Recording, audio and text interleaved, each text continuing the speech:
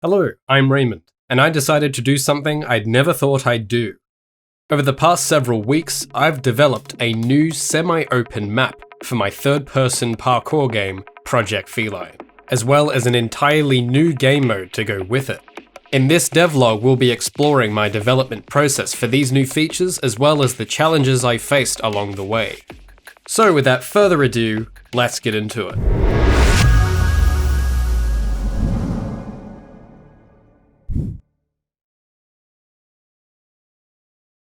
In the previous episode, I developed a level blockout for the Skyport, a linear obstacle course style map. It received generally positive feedback from players, however I found it difficult to create linear maps for the character's high-speed moveset that lasted for longer than a minute. Maps like this must be tightly packed with a variety of obstacles and challenges to keep players engaged. While I had received little complaints regarding the map's layout or duration, I was curious as to what other sorts of level design could work for this game. I frequently wondered how Gabby, the game's protagonist, would handle in a large open map, and I've had many suggestions from my viewers to add things like open hubs and explorable areas. I was apprehensive at first to these suggestions, as I wasn't entirely confident in my ability to create multiple large-scale maps all on my own. But now, after having spent more time designing levels, I felt more confident in experimenting with an open or semi-open world. Of course, there are many different definitions for open world, and I'm by no means making something like Skyrim or The Witcher, but rather non-linear hubs, like those in the original Jet Set Radio. I was under a bit of stress during this period, as I had spent the previous week updating my development roadmap to plan for the next several months. Now, I'm the sort of person that loves order and having everything meticulously planned out. The creative process, however, is rarely so neat. While I believe that setting goals is vital for motivation, I think it's also important to leave room in those goals for flexibility. With that in mind, believing that the decision between linear obstacle course maps or open hub maps would fundamentally change the direction and tone of the game, I immediately began prototyping new maps emphasizing scale and exploration. When I began development for the sprint, I went into a creative flow state. Ideas for gameplay, setting, atmosphere, and even story all started pouring in. It all came so naturally, and for the first time in a while I felt excited about these ideas, rather than anxious. Over the past 2 years working on Project Feline, I feel I've become more self-critical, and while I believe self-analysis to be important, I find that I judge new ideas way too harshly before they even have time to mature. This time it was different. Instead of asking, how the hell am I going to do this? I began thinking, yeah, that sounds fun, I could try that. I'm still not sure why this was, but I had a gut feeling that this would be a fun direction to take the project.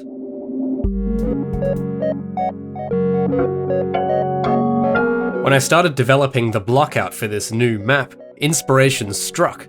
There's this train station that I used to visit, located in a major business and residential district near my hometown. I always loved the atmosphere of this place, and it felt like a major city centre despite being smack in the middle of suburbia.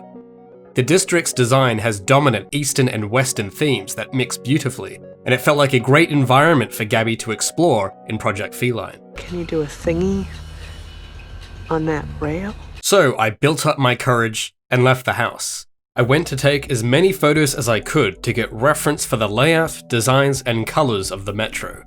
After my little field day, I went back home, opened the Unreal editor, and began developing a rough blockout using my reference images. To construct my blockout, I once again made use of the Supergrid starter pack, available from the Unreal Marketplace. While blocking out this map, I did a few live streams on my Twitch channel, and if you haven't checked that out yet, I will link it in the video description. It's a great place to come and hang out. You can watch me develop the game live, and ask me all sorts of questions about Project Feline and game development. So after a few weeks and some Twitch streams, I had constructed an entire blockout of the location. Here is the result of my first semi-open map. Welcome to the Interchange. In this map, you play as the feline human experiment, Gabriella, who has escaped her captors and is on the run. Your goal is to board the metro and escape from the city, but first, you'll need to use Gabby's parkour moveset to collect enough money scattered throughout the station. Once you've collected enough, you'll be able to board the train and hightail it out of there. But be wary, police drones have been deployed in the area and will chase you down on sight. They are armed and dangerous and will stop at nothing to capture Gabby. It's also worth noting that this map is still in the blockout phase. It does not have any of the final art or models. I do plan to start putting models and textures together after I decide whether to take the project in this direction or continue with the linear obstacle course style of levels. While I built this map based on a real location, I've taken some liberties to make for a more fun experience. The map is considerably more open than any of the previous maps I've developed, and you can approach the environment in any way you wish. I found that story is a point of interest for many gamers, and I'm often asked about how my game's plot will unfold, what sort of characters Gabby will meet, and what sort of world the characters will live in. And I was curious how the tone of Project Feline would feel in a more contemporary setting like this, and what kind of inspiration I could draw from the more mundane parts of my own life. My ideas were not of broad story themes, but rather scenarios that I thought would be fun to play through. When I was walking around taking pictures, I thought, what if Gabby needed to catch a train to get somewhere? Could I turn that into a level? This approach felt way less overwhelming compared to my previous approach of trying to come up with an epic sci-fi adventure all at once. For this new interchange map, I've developed a completely new set of rules for the game to follow. Players will need to accomplish certain goals to clear the level, rather than just a straight A to B course.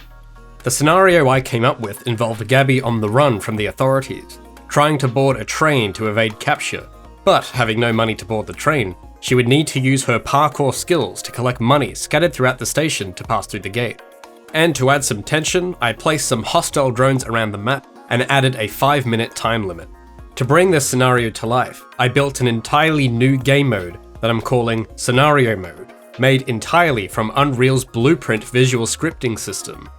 When working with Unreal, I make frequent use of actor components, as they can hold reusable, self-contained logic that can be integrated into characters, weapons, game modes, or any other kind of blueprint. For my previous maps, I had developed a stopwatch, collectible counter, and a countdown component. The stopwatch component tracks the player's time, the collectible counter tracks how many orbs the player has collected, and the countdown component plays a countdown sequence at the beginning of each level. To bring scenario mode to life for this update, I had to make alterations to all of these components. I was then able to combine them all together into a new game mode blueprint. I modified my stopwatch component to also act as a countdown timer. The timer will begin at a specified value and will trigger an in-game event when it reaches 0. I also modified my collectible counter component to display a maximum amount. So instead of just displaying the number of orbs collected, it will display your current amount out of the 120 there are to collect in the interchange. Collecting all 120 will then trigger an in-game event, unlocking the gate at the station, allowing Gabby to proceed. I also made some other alterations. When you load into the interchange, your mission objective will display on screen for a few seconds before initiating a countdown, after which the timer will start and the character movement is enabled. I've also given Gabby a health system. While exploring the interchange, she'll have to avoid hostile drones, and if she takes more than 3 hits, it's game over. If you want to risk it, you can destroy these drones by sliding into them by pressing the crouch button while moving. In addition, if you don't collect enough money before the time limit expires, that's also a game over. If I find that this is the direction I want to keep going in, I'd like to polish these events up in the future, perhaps creating some kind of cutscene to play when the timer expires, and perhaps an animation of the authorities taking Gabby away if she takes too many hits. While I'm still far from adding polish like this and adding models, effects, and animations to the game, the core logic is there, and all of it just works. It's not, I'm not kidding. But of course, I believe that's in part for my players to decide too, and I would love to know your thoughts on this new direction in the comments below. I released a new build including the interchange map and the new scenario mode linked in the video description. Thank you so much for watching. Like the video if you enjoyed it, subscribe, and enable notifications so you don't miss the next devlog when it goes out. At this point in my journey, I have a choice. I can either choose to keep developing linear obstacle course maps, or further explore this semi-open world direction. And I would very much appreciate your feedback on the latest build, either in the comments below or in my Discord server. If you'd like to see my progress in between devlogs, you can watch me develop this game live on Twitch. I'm still working out a schedule, but if you'd like to be notified when I go live, be sure to follow the channel. I would recommend it if you're interested in seeing my development process live, or simply talking with me in the chat. Either way, I'd greatly appreciate the company. These devlogs are funded by all of my supporters on Patreon, and I'd like to give a special thank you to my top tier supporters. If you'd like to support the production of these videos, you can make your pledge via my Patreon linked in the description, and get exclusive access to behind the scenes screenshots and exclusive chats on my Discord server. And I'd like to thank the artist behind this episode's wonderful Project Feline fan art submissions. If you'd like to have your fan art featured in these videos, submit them to our Discord server linked in the video description. And be sure to follow me on Facebook, Instagram, and Twitter for more frequent updates on the game in between devlogs. So that's all for this episode. Thank you so much for watching and following me on my development journey. I'll see you all in the next one.